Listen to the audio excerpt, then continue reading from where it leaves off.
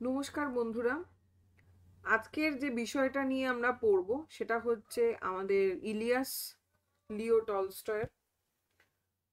এই গল্পটা খুব সুন্দর একটা গল্প লিও টলস্টয়, এবং লিও টলস্টয়ের বেশ কিছু গ্রন্থাবলী রয়েছে, যেমন দ্য কাসাকাস, ওয়ার অ্যান্ড পিস, আনা করনিনা, কনফেশন, তারপরে হচ্ছে রেজারেকশন ইত্যাদি। ঠিক আছে। ইলিয়াসের এটা রচিত হচ্ছে, ইলিয়াসটি হচ্ছে 1885 খ্রিস্টাব্দে রচিত, এবং এর উৎস হচ্ছে লিও টলস্টয়ের 23 টেলস। 23 মানে 23, 23 টেলস পাঠ্য গল্পটির এই গল্পটি অনুবাদ। এর তর্জমা করেছেন হচ্ছে মনীন্দ্র দত্ত। আচ্ছা, এবার আমরা গল্পটা যদি পড়ি, দেখুন কি বলছে। উফা প্রদেশে ইলিয়াস নামে একজন বাসকী বাস করত। ইলিয়াসের বিয়ের 1 বছর পরে যখন তার বাবা মারা গেল, তখন সে না ধনী না দরিদ্র। তাহলে এখানে কি দেখতে পেলাম? ইলিয়াসের বিয়ের 1 বছর পরে কিন্তু তার বাবা মারা গেছে, এবং কোথায় বাস করতো? সে উফা প্রদেশে। 7টা ঘটকি, 2টো গরু আর 20টা ভেড়া। তার কাছে কি সম্পত্তি ছিল? 7টা ঘটকি, 2টো গরু আর 20টা ভেড়া। আমি দুবার করে রিপিট করছি, এই জায়গাগুলো কিন্তু বইতে অবশ্যই দাগাবেন। এই তার যা কিছু বিষয় সম্পত্তি, কিন্তু ইলিয়াসের সুব্যবস্থায় তার সম্পত্তি কিছু কিছু করে বাড়তে লাগলো। সে আর তার স্ত্রী সকলের আগে ঘুম থেকে ওঠে আর সকলের পরে ঘুমোতে যায়। সকাল থেকে রাত পর্যন্ত কাজ করে, ফলে প্রত্যেক বছর তার অবস্থার উন্নতি হতে লাগে। এইভাবে 35 বছর পরিশ্রম করে সে প্রচুর সম্পত্তি করে ফেললো। কত বছর পরিশ্রম করেছিল? প্রশ্ন। 35 বছর। তখন তার সম্পত্তি কি দাঁড়ালো? 200 ঘোড়া, 150 গরু মোষ আর 1200 ভেড়া। খুব ইম্পর্টেন্ট জায়গা। ভাড়াটে মজুররা তার গরু ঘোড়া দেখাশোনা করে। ভাড়াটে মজুরানীরা দুধ দোয়ে, কুমিশ, মাখন আর পনির তৈরি করে। মোট কথা, ইলিয়াসের তখন খুব বলবোলাও। বলবোলাও মানে তার খুব নাম ডাক। পাশে পাশে সকলেই তাকে ঈর্ষা করে, বলে ইলিয়াস তো ভাগ্যবান পুরুষ, কোনো কিছুরই অভাব নেই, ওর তো মরবারই দরকার নেই। ঠিক আছে। ক্রমে ভালো ভালো লোকের সঙ্গে তার পরিচয় হতে লাগলো। দূর দূরান্তর থেকে অতিথিরা তার সঙ্গে দেখা করতে আসে। সকলকেই স্বাগত জানিয়ে সে তাদের ভোজ্য পানীয় দিয়ে সেবা করে। যে যখনই আসুক, কি কি দিতে মানে খেতে দেওয়া হয়? কুমিশ, চা, শরবত আর মাংস সব সময় কিন্তু হাজির। অতিথি এলেই একটা বা দুটো ভেড়া মারা হয়, সংখ্যায় বেশি হলে ঘটকিও মারা হয়। তাহলে তিনি অতিথি আপ্যায়ন কিভাবে করতেন সেই জায়গাটা কিন্তু এখানে আমরা পাচ্ছি। নেক্সট হচ্ছে, ইলিয়াসের কি ছিল? 2 ছেলে ছিল, 1 মেয়ে ছিল। সকলেরই বিয়ে হয়ে গেছে। ইলিয়াস যখন গরিব ছিল, ছেলেরা তখন তার সঙ্গে কাজ করত, গরু ভেড়া চড়াতো।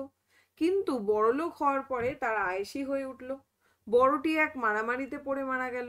ছোটটি এমন এক ঝগড়াটে বউ বিয়ে করলো যে তারা বাপের আদেশই অমান্য করতে শুরু করলো। ফলে ইলিয়াস বাড়ি থেকে তাদের তাড়িয়ে দিল। তাহলে এখানে আমরা দুটো প্রশ্ন পেলাম। একটা কি? একটা হচ্ছে কোন ছেলে তার মারা গেছে, সেটা হচ্ছে বড় ছেলে, সে মারামারি করে মারা গেছে, মারপিটে। এবং কি, ছোট যে ছেলেটি তাকে মানে বাড়ি থেকে তাড়িয়ে দেওয়া হয়েছে কেন? তার বউ বড় ঝগড়াটে ছিল, তাদের কথা মেনে চলতো না, তাই। নেক্সট প্যারায় আসি। ইলিয়াস তাকে একটা বাড়ি দিল, কিছু গরু ঘোড়াও দিল। তাহলে কাকে দিল? ছোট ছেলেকে দিল। ফলে ইলিয়াসের সম্পত্তিতে টান পড়লো। তাহলে ইলিয়াসের সম্পত্তিতে কেন টান পড়লো, এর উত্তর কিন্তু আমরা পেলাম। তারপরে ইলিয়াসের ভেড়ার পালে মরক লেগে অনেকগুলো মরে গেল। তার পরের বছর দেখা দিল দুর্ভিক্ষ, খড় পাওয়া গেল না একেবারে। ফলে সে বছর শীতকালে অনেক গরু মোষ না খেতে পেয়ে মরল। তারপর কিরবিজরা তার সবচাইতে ভালো ঘোড়াগুলো চুরি করে নিয়ে গেল। ইলিয়াসের অবস্থা খারাপ হয়ে গেল। পরপর সিকোয়েন্স অনুযায়ী কিন্তু আমাদের মনে রাখতে হবে যে তার সম্পত্তি ধীরে ধীরে যে কমতে লাগলো, কেন, কারণগুলো কি কি, সেটা পরপর মনে রাখতে হবে।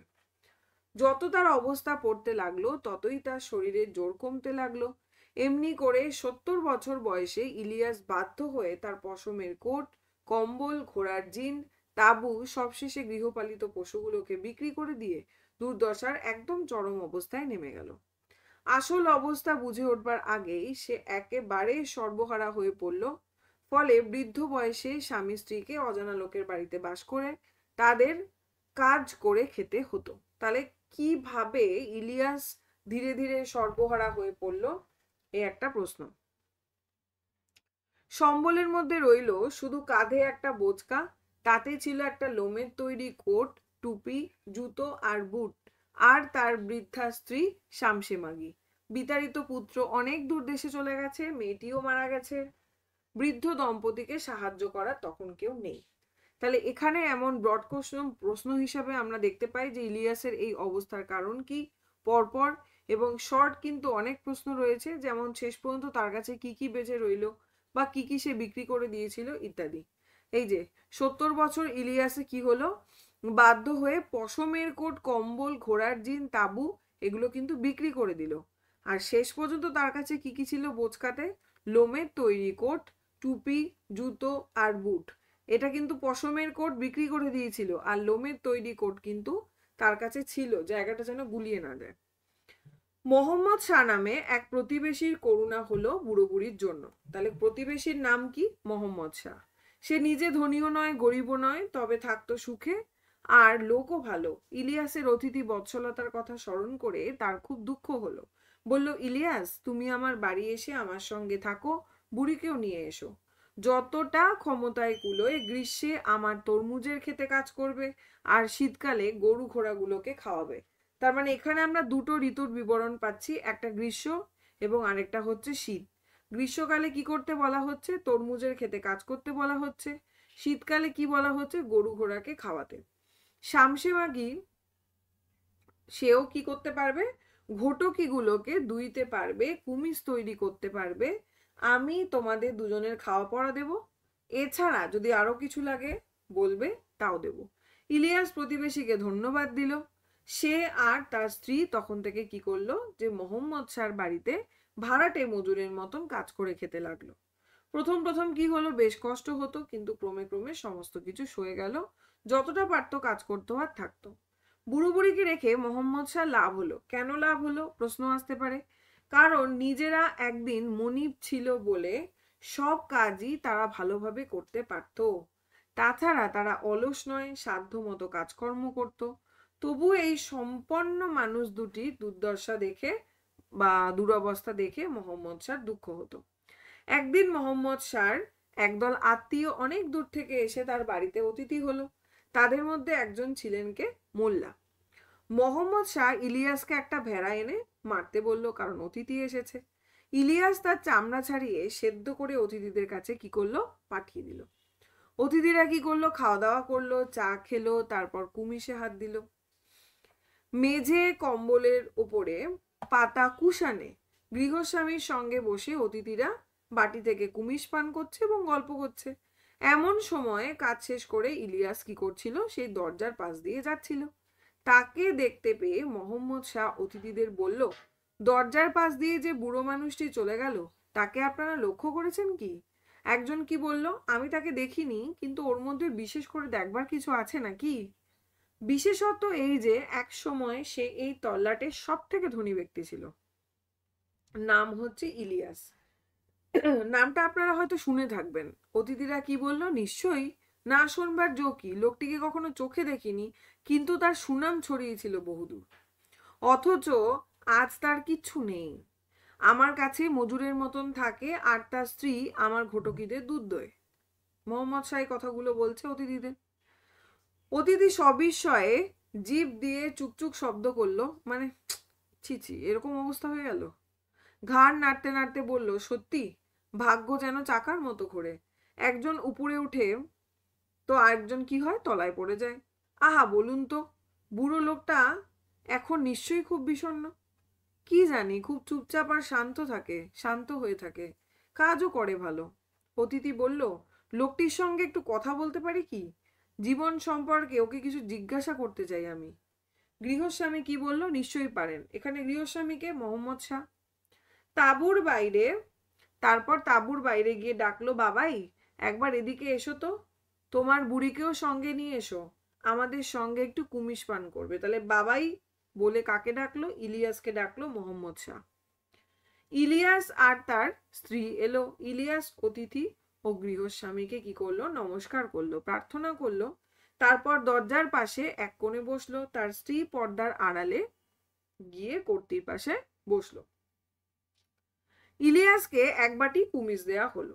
সে আবার অতিথি ও গৃহস্বামীকে মাথা নিচু করে নমস্কার করলো এবং একটু খেয়ে বাকিটা নামিয়ে রাখলো। অতিথিরা তাকে জিজ্ঞাসা করলো, আচ্ছা বাবাই, আমাদের দেখে তোমার অতীত জীবনে সুখ সমৃদ্ধির কথা স্মরণ করে এবং এখনকার দুরবস্থার কথা ভেবে কি খুব কষ্ট হচ্ছে? মানে এটা যেন একটা কাটা গায়ে নুনের ছোড়া দিচ্ছে আর কি। ইলিয়াস কি করলো? হেসে ফেললো। হেসে বলল কি, সুখ দুঃখের কথা যদি বলি আপনারা হয়তো আমার কথা বিশ্বাস করবেন না, বরং আমার স্ত্রীকে জিজ্ঞাসা করুন। তিনি মেয়ে মানুষ, তার মনেও যা মুখেও তাই। এই বিষয়ে তিনি পুরো সত্য বলতে পারেন। তাহলে প্রশ্ন আসতে পারে, এই বিষয়ে তিনি পুরো সত্য বলতে পারেন কোন বিষয় এবং কেন তার স্ত্রীকে বলতে বলা হয়েছিল? কারণ তিনি হচ্ছেন মেয়ে মানুষ, তার মুখেও যা, মানে মনেও যা মুখেও তাই। অতিথিরা তখন পর্দার দিকে তাকিয়ে বলল, আচ্ছা ঠাকমা, আগেকার সুখ আর এখনকার দুঃখ সম্পর্কে তোমার মনের কথাটা বলো তো। তাহলে ঠাকমা বলে কাকে ডাকলো? শামসে মাগিকে।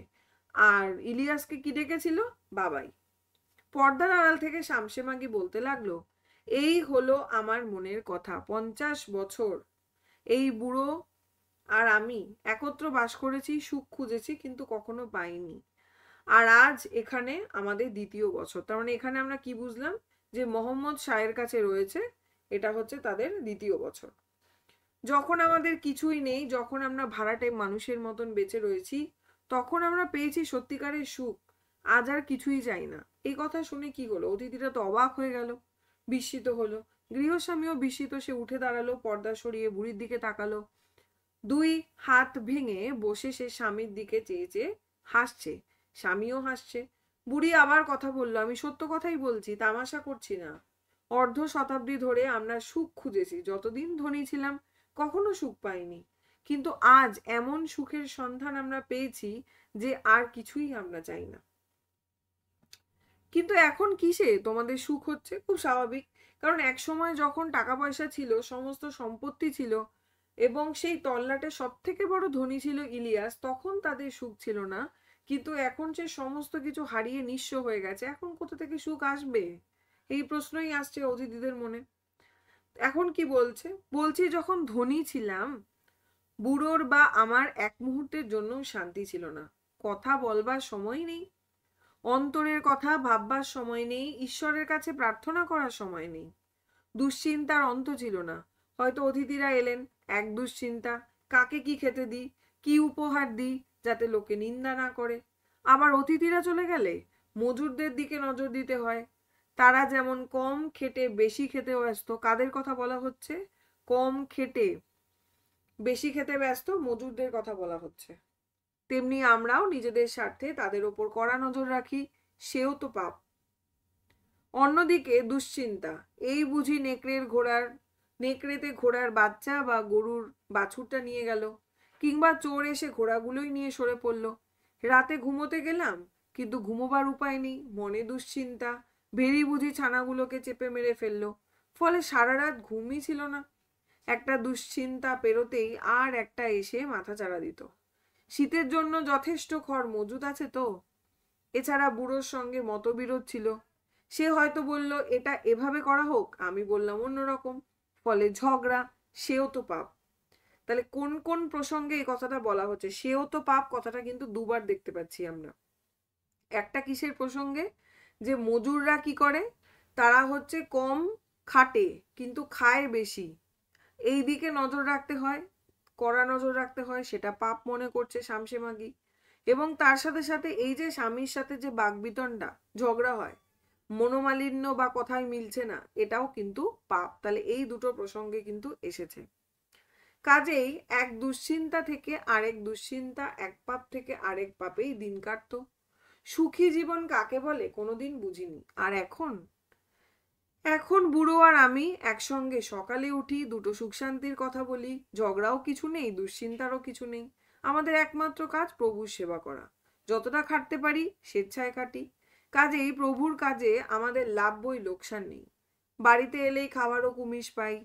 শীতকালে গরম হওয়ার জন্য লোমের কোট আছে, জ্বালানি আছে, আত্মার কথা আলোচনা করবার বা ভাববার মতন সময় আছে। সময় আছে ঈশ্বরের কাছে প্রার্থনা করবার। 50 বছর ধরে সুখ খুঁজে খুঁজে এতদিনে পেয়েছি। তাহলে কত বছর ধরে? 50 বছর ধরে তারা সুখ খুঁজেছে, কিন্তু পেয়েছে এখন। অতিথিরা হেসে উঠল, কিন্তু ইলিয়াস বলল, বন্ধুগণ হাসবেন না, এটা তামাশা নয়, এটাই মানুষের জীবন। আমার স্ত্রী আর আমি অবুঝ ছিলাম, তাই সম্পত্তি হারিয়ে আমরা কেঁদেছিলাম, কিন্তু ঈশ্বর আমাদের কাছে সত্যকে উন্মুক্ত করেছেন। আর সে কথা যে আমরা আপনাদেরকে বললাম, আমরা তা ফুর্তির জন্য নয়, আপনাদের কল্যাণের জন্য।